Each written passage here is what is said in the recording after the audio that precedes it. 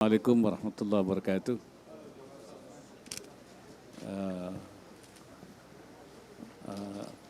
Siang ini alhamdulillah saya bisa berkunjung ke pesantren Pandenaran Aswaja. Hajar Aswad.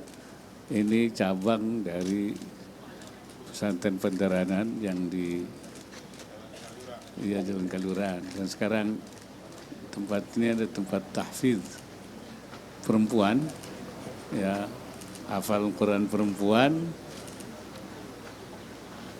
dan secara khusus di tempat ini ada kegiatan yang sifatnya pemberdayaan ekonomi. Seperti tadi saudara-saudara lihat, itu ada greenhouse equity, ya, yang perpaduan antara sayur mayur dan ikan, dan itu juga dikelola oleh para santri, ya. Nah, juga ada mengenai budidaya bunga, anggrek dan berbagai, dan juga pohon-pohonan, dan yang unik juga budidaya burung, tapi sesudah dibudidayakan kemudian dilepas, ya, burungnya dilepas, jadi tidak dipelihara tapi dilepas, dan ini bagus sekali, artinya itu mengembangbiakan burung-burung yang mungkin sudah banyak yang punah atau diambil, ini justru dikembangbiakan. Ini bagian daripada seperti yang sering saya katakan, bahwa pesantren di samping menjadi tempat menyiapkan orang-orang yang paham agama, ya, dadul mutafaqqihin fiddin kalau bahasa agamanya, ya, supaya mereka yatafaqahu fiddin liyatafaqahu fiddin, mendalami agama, artinya menjadi mutafaqqihin fiddin. Tapi juga kita ingin juga pesantren itu juga menjadi pusat penyiapan al-mu'ammirin al-ardh, yang membangun peradaban, kemakmuran di bumi, ya, karena itu perintah Allah Subhanahu wa taala, wa ansya'akum minal ardi wasta'marakum fiha. Dia Allah yang menjadikan kamu dari tanah dan memerintahkan untuk memakmurkan, ay kallafakum bi imarati, ya, jadi pemberdayaan, dan juga menjadi pusat pemberdayaan masyarakat di sekitarnya. Jadi dia adalah menjadi pusat perubahan, ya. Ini yang kita harapkan, dan tempat ini ternyata sudah menghasilkan, di samping juga untuk juga membuat pesantren itu bisa mandiri, kemandirian pesantren, bisa membiayai kehidupan sendiri, ya. Tidak hanya tergantung pada bantuan, tetapi juga bisa membangun dirinya sendiri melalui pemberdayaan. Ini sebenarnya ini yang ingin kita kembangkan, dan pemerintah mendorong untuk itu, ya, sebagai bagian daripada program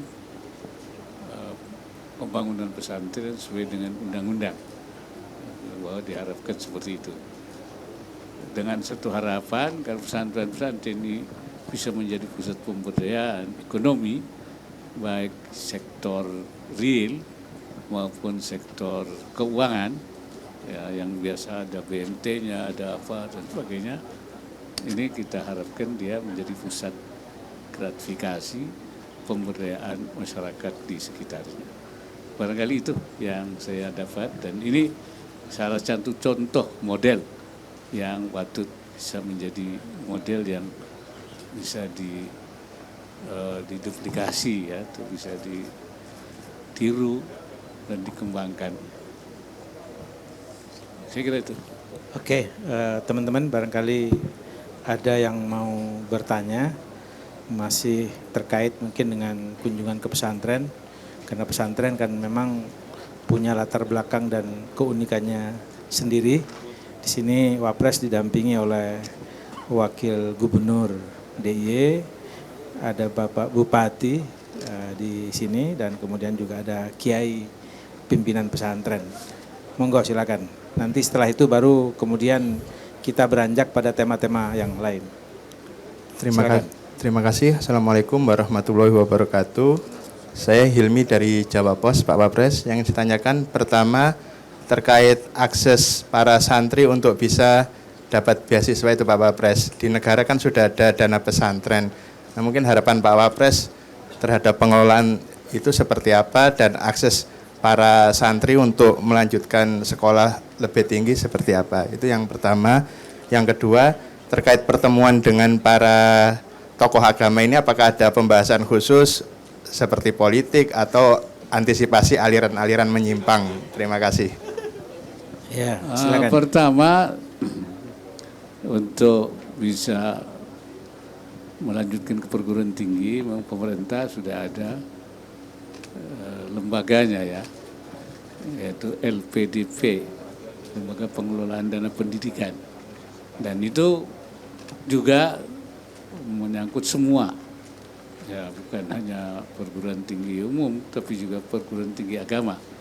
Dan Kementerian Agama juga mempelopori itu untuk melakukan pemberian beasiswa kepada mereka yang melanjutkan ke perguruan tinggi. Selain itu, seperti tadi dikatakan, Basnas juga ya tiap tahun juga menganggarkan. Tahun kemarin 2.500, sekarang 5.000 santri. Jadi ini ada beberapa sumber pendanaan yang untuk mendorong para santri bisa melanjutkan. Jangan sampai karena kesulitan dana itu kemudian tidak bisa melanjutkan. Bahkan waktu saya ke Mesir, Basnas juga memberikan 390 beasiswa untuk mereka yang kuliah di Al-Azhar Mesir. Ya. Jadi itu saya kira, dan ada lagi berbagai yayasan, donatur-donatur yang juga menyediakan itu. Kita akan dorong terus ya supaya para santri ini bisa melanjutkan baik di lingkungan pesantren, perguruan tinggi lingkungan pesantren, perguruan tinggi negeri ya, maupun juga untuk bisa ke luar negeri ya, baik yang jurusan-jurusan agama maupun juga ya, karena pesantren-pesantren ini sekarang banyak yang sudah kuliah Gajah Mada, selain UIN ya, sudah ke Gajah Mada, di Universitas Indonesia, di universitas umum. Ini banyak santri-santri yang sekarang sudah bisa mengikuti masuk di perguruan tinggi lewat tes, lewat saringan-saringan juga bisa. Saya kira itu. Nah, kehadiran saya ini merupakan lanjutan dari kemarin, yaitu melihat manen udang paname di Kebumen ya. Jadi hari ini tadi saya menengok teman lama saya yang sakit tadi, Kiai Malik Madani, silaturahim, dan saya melihat ini nggak ada pembicaraan politik, nggak ada, tapi justru bagaimana membicarakan kemajuan pesantren sebagai pusat pendidikan agama untuk pembangunan masyarakat, menuntun umat ke jalan yang benar, tapi juga bagaimana pesantren sebagai pusat pemberdayaan ekonomi masyarakat. Saya kira itu. Oke, masih ada yang lain? Silakan. Assalamualaikum Pak Wapres, saya Rangga Pak dari Antara Pak. Mohon izin tanya lain Pak, mengenai perkembangan Soekarno Memorial Library Pak. Kemarin kan Bapak beberapa hari lalu kan sempat bertemu Ibu Mega di Gelora Bung Karno Pak. Apakah ada pembahasan mengenai itu Pak? Makasih. Oh ya, jadi waktu saya berkunjung ke Uzbekistan, itu saya mengusulkan supaya dibangun Soekarno Memorial Library di tempat makbarahnya, makamnya Imam Bukhari. So, dulu yang mendorong dicarinya Imam Bukhari itu Bung Karno. Waktu Bung Karno diundang ke sana, Bung Karno bilang saya ke sana, tapi kalau misalnya sudah ditemukan itu makamnya Imam Bukhari. Kemudian Imam Bukhari dicari oleh pemerintah sana karena ingin Bung Karno ke sana. Di Rusia waktu itu malah Khrushchev, waktu zaman Khrushchev. Waktu itu Uzbek di bawah, bukan Rusia, Uni Soviet ya, di bawah Uni Soviet. Sekarang sudah tidak lagi. Itu dan sekarang itu besar sekali dan mereka mengakui ini gara-gara Bung Karno.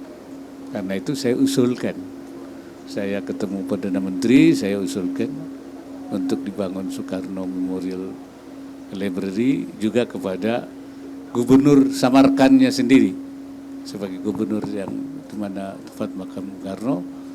Beliau akan membicarakan karena di sana juga ada ulama-ulama, ada Dewan Ulama, mereka akan membicarakan dengan Dewan Ulama.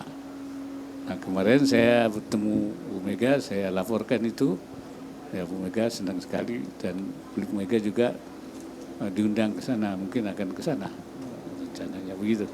Ya mudah-mudahan, sebab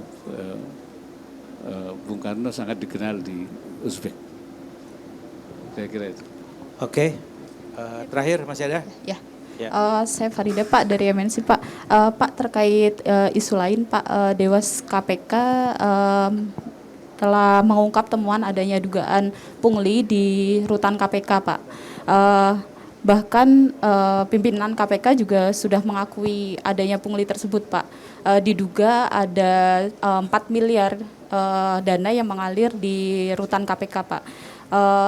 Pak Wapres melihat pungli di lembaga anti rasuah ini seperti apa. Kemudian yang kedua, Presiden Jokowi sudah menyiapkan nama untuk Menkominfo yang baru Pak. Mungkin dari Pak Wapres ada bocoran Pak. Sekaligus apakah akan ada reshuffle Pak? Mengingatkan sebelumnya KPK sempat menyelidiki adanya dugaan korupsi ya Pak di Kementan, dan Mentan juga sudah dipanggil oleh KPK. Respon Pak Wapres seperti apa? Ya, saya kira kita sepakat untuk memberantas korupsi ya melalui jalur yang sifatnya itu pendidikan, kemudian juga melalui penindakan ya. Oleh karena itu dimanapun ada korupsi ya supaya terus apalagi itu di rutannya KPK, artinya di matanya sendiri ya. Saya kira saya setuju itu terus dilanjutkan, dituntaskan ya. Dan jangan sampai justru KPK melakukan upaya pemberantasan korupsi tapi di dalam sendiri justru terjadi. Ini tentu harus lebih dulu dibersihkan dulu ya. Nah, kemudian mengenai masalah reshuffle, saya kira yang tahu hanya presiden. Karena itu hak prerogatif presiden. Jadi buat saya kita tunggu aja. Mungkin ada bocoran nama Pak Menkominfo yang baru Pak. Katanya Pak Presiden sudah menyiapkan namanya. Mungkin dari Pak Wapres ada bocoran sedikit Pak nama yang akan menjadi Menkominfo yang baru Pak. Nah, nanti tidak baik, itu mesti presiden lah. Nanti tidak seru kalau saya terus bocorkan. Nanti waktu presiden mengumumkan misalnya, wah tidak menarik lagi ya. Ya, tunggu aja pengumuman presiden. Inisial Pak mungkin. Tunggu aja itu urusannya presiden ya, hak prerogatif presiden. Saya kira itu ya.